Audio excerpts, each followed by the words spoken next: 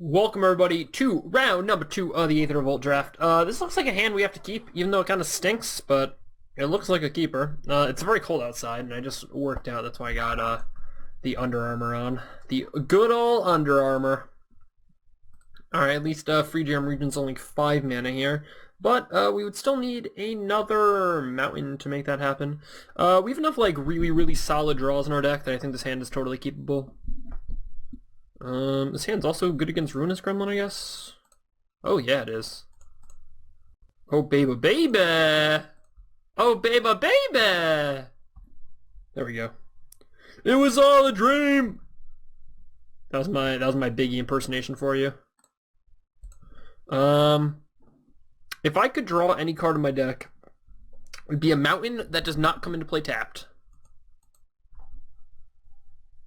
So basically a mountain. Frontline Rebel. Interesting. Come on, Mountain. Mountain! Alright.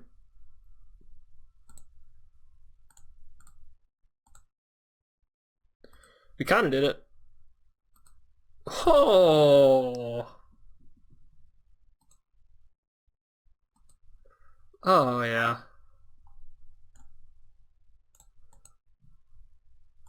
Oh, yes. Yeah, I'm gonna block. Good luck, good luck. No! No! Sorry, I kinda ran into it there. Not a big deal. We're still in decent shape.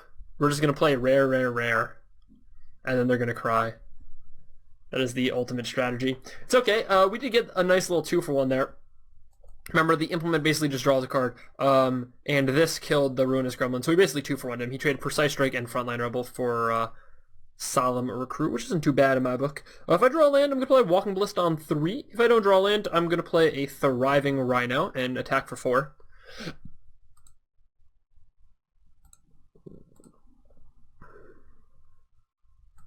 I think those are the options. Yeah. Those are the best options by far.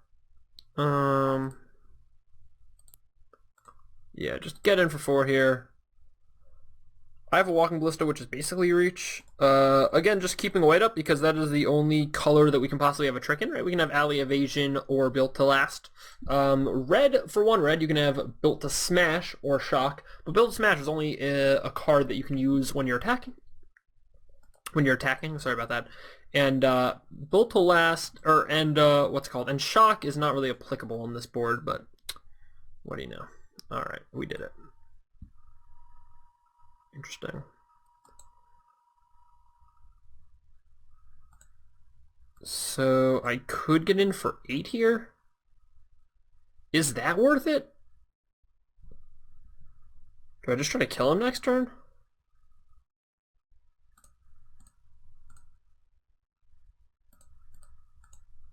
Huh. I'm actually going to give this a shot. This might work. This is the, the glass cannon theory, but it could work. It's not like we don't have a decent backup plan to Walking Ballista. It worked! Glass cannon theory worked. Alright.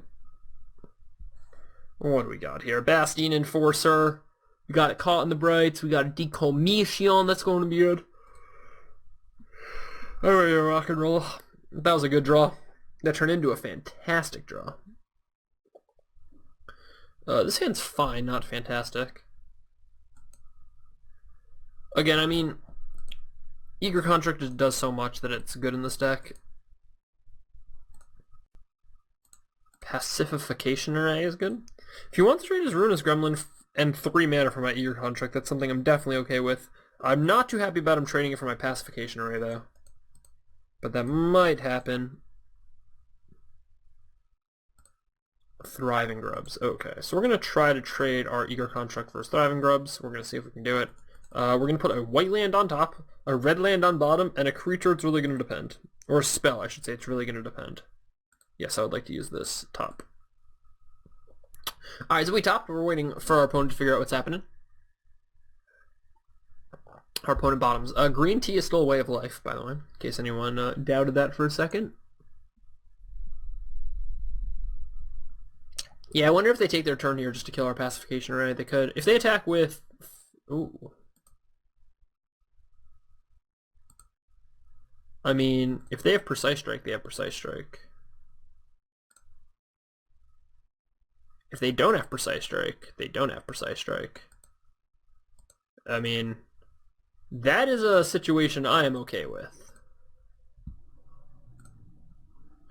I have no problem with that at all, actually. I mean, they just kind of 2-for-1 themselves there, and they don't get to kill Pacification Array. I want to use my mana this turn. I want to actually impeccable timing this. Look, if they have something in response, if they have Built to Smash, that's fine, but if not, I just want to get it off the table. Aether Chaser. Alright, I'm going to play a Scrapper Champion no matter what.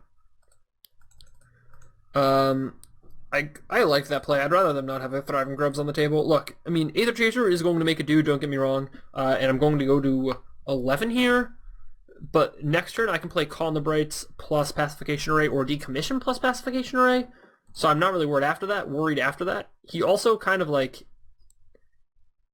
I mean, there's no way they can block, so I'm not really concerned about that angle of things.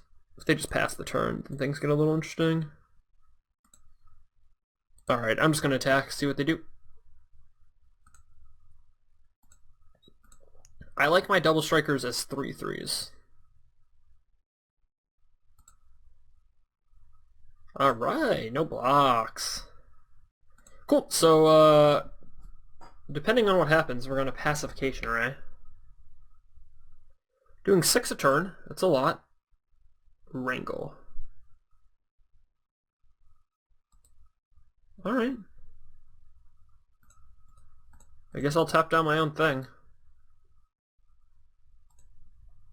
Get in for 3 if you want, I guess. Alright, I mean... You got in for 1, basically, and I get to draw a card. Obviously, I'm super far ahead, but they didn't really have another option. Gotta love 2-landers. Yeah, I mean, you don't have to love them, but if you choose to love them, that's a different thing.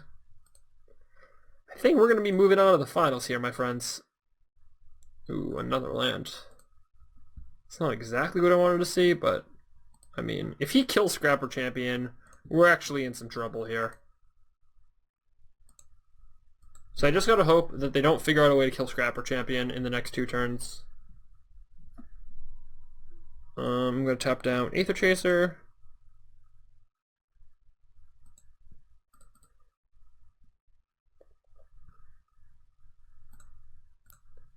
I'm going to decommission this. There's just nothing else for me to do with the decommission at this point. Oh, yes. Come on, Eagle. You got it, man. Lethal? On to the finals. See you there. Very, very happy about this one. Oh, yeah.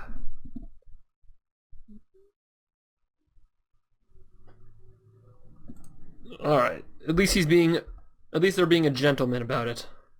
Alright, or a gentlewoman. We don't know. See ya in the finals. Peace.